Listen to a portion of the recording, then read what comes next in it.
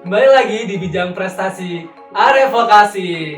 Nah, untuk agenda kali ini kita kedatangan mahasiswa yang berkesempatan nih untuk melakukan studi exchange di luar negeri dan juga mendapatkan full beasiswa dari Kemendikbudristek dan juga lembaga LPDP.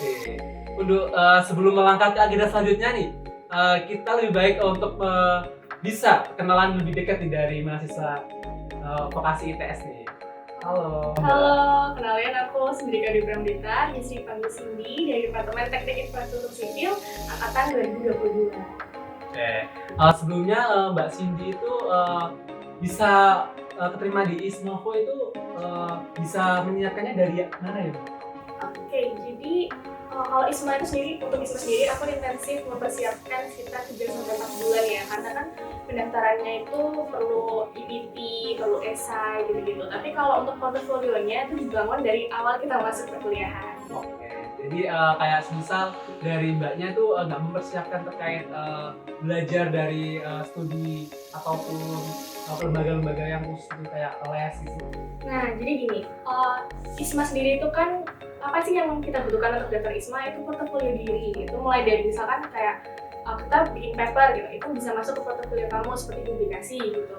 Terus misalkan IP, terus ada lagi IPT. Jadi kayak kita tuh mempersiapkan emang full portofolio diri, jadi full prestasi kamu gitu. Nah itu ya udah kamu build dari kamu tahun pertama di sini. Tapi kalau misalkan kita perlu belajar di lembaga mana, yaitu biasanya kalau kita nyetar IPT kita perlu IELTS tinggi.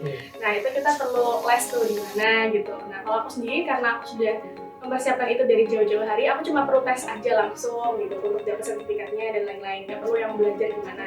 Cuma khususnya itu kan kalau di ISMA kita perlu esai. Nah itu 3-4 bulan itu aku mengcreate esai yang benar-benar bisa menceritakan diri aku gitu. Jadi harus menceritakan yang sebaik mungkin ya di esai itu kan? Iya. Kelebihan-kelebihannya gitu ya? Jadi memang ISMA itu mencari orang yang portofolionya bagus ya. Jadi kayak portofolio kamu tuh harus bisa kamu jelaskan dengan baik di esai kamu, dan juga kamu udah harus bisa kayak kasih tahu kamu tuh orangnya seperti apa gitu di esai kamu. Mungkin dari teman-teman semua nih belum tahu nih Kak program ISMAVO itu apa?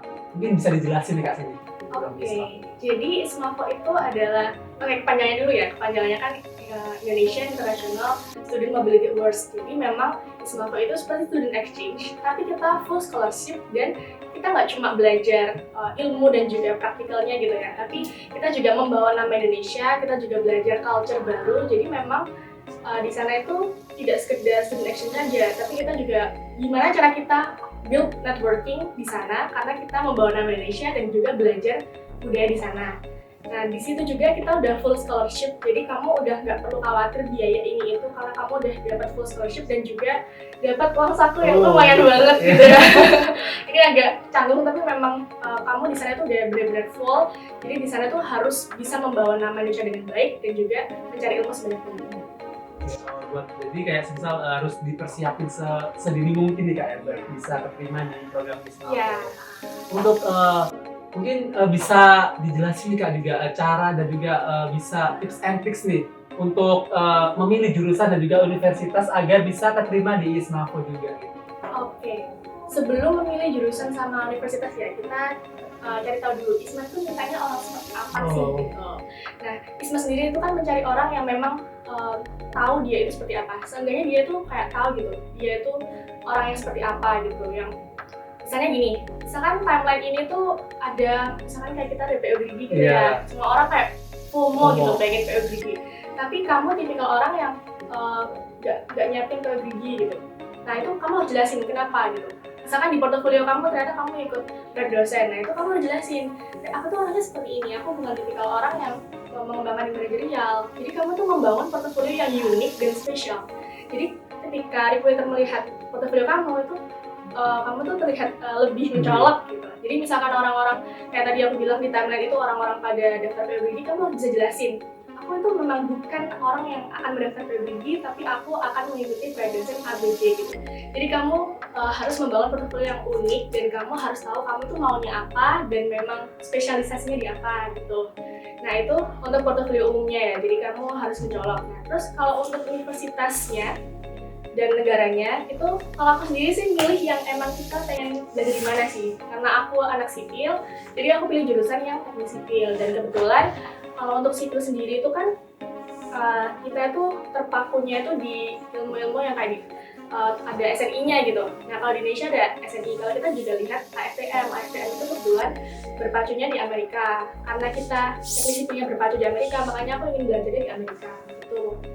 Jadi ya itu sih, kamu pilih universitas dan negara yang memang kamu mau belajar di sana, biar alasannya kuat.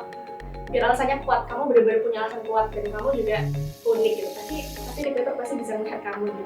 Oh, berarti dari ISMA ini bisa di kayak untuk kan di SKS-nya dari sipil kan? Oh iya, jadi emang ISMA itu harus konversi SKS. Jadi ada kewajiban konversi SKS, aku lupa, mungkin sekitar 20-21 SKS itu harus terpenuhi. Karena memang ISMA ini tujuannya kan memang untuk belajar ya, jadi ya emang harus dikonversi gitu. Nah konversinya itu wajib konversi. Kalau misalkan tidak terkonversi itu bisa jadi masalah sih. Berarti kayak segala untuk ambil di jurusan dan juga universitasnya harus berkesinambungan sama yang ada di ITS juga di ITS. Enggak, ini ada uniknya. Jadi ini kamu kan bilang harus linear ya. Yes, tapi sebenarnya di ISMA itu mereka sangat istilahnya kayak mendukung dan terbuka kalau misalkan awardee-nya ingin belajar yang multidisiplin. Jadi misalkan aku anak sipil tapi aku pengen belajar robotik gitu. Itu sebenarnya boleh.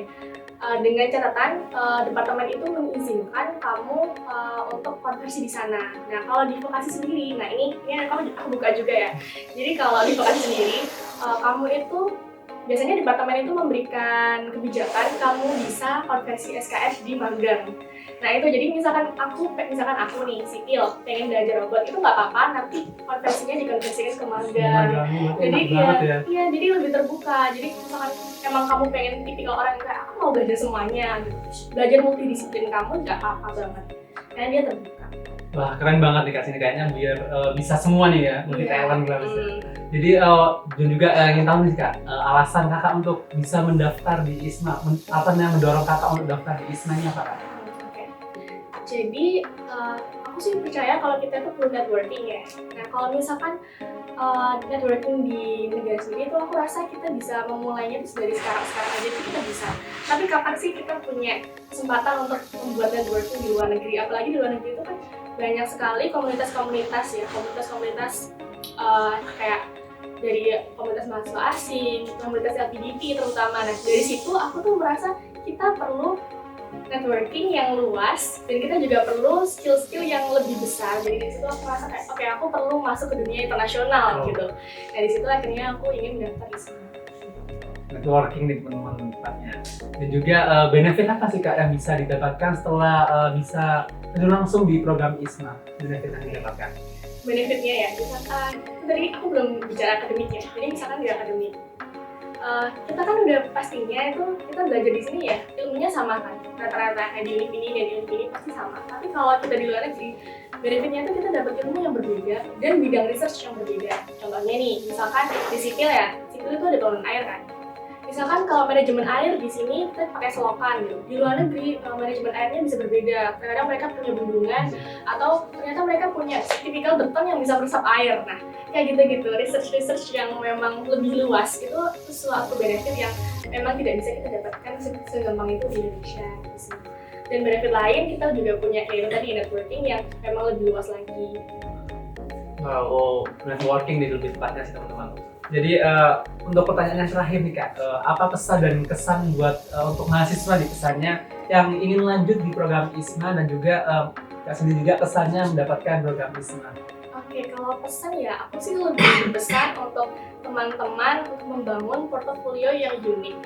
Kayak misalkan sekarang kan banyak orang ingin jadi most outstanding people gitu.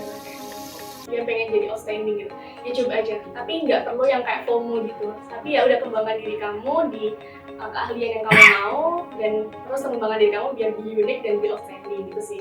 Dan kalau kamu udah bisa mengembangkan portofolio kamu, aku yakin bukan cuma ISMA, kamu bisa dapet yang lebih lagi. Dan untuk pesannya, kesan-pesannya kalau aku sih lebih ke kalian semoga bisa mendapatkan ilmu-ilmu yang memang bisa di luar. Jadi jangan, kalau kita memberikan target itu jangan target kecil, itu target yang luas. Jadi kalau misalkan kita nggak nyampe sana, kita tuh udah bisa lebih dalam lagi gitu. Jadi misalkan kamu targetnya jangan 10, 100, jadi misalkan kita gagal, kita gagalnya di 50, bukan di 10 gitu. Tepuk tangan dulu dong, pasti. Jadi jangan takut untuk mencoba ya Kak, pastinya. Oke. Mungkin buat teman-teman Fakultas Vokasi yang ingin tahu lebih dalam terkait program-program ISMAFU dan juga prestasi-prestasi yang ada di Fakultas Vokasi, pantengin terus di IG Vokasi. See you.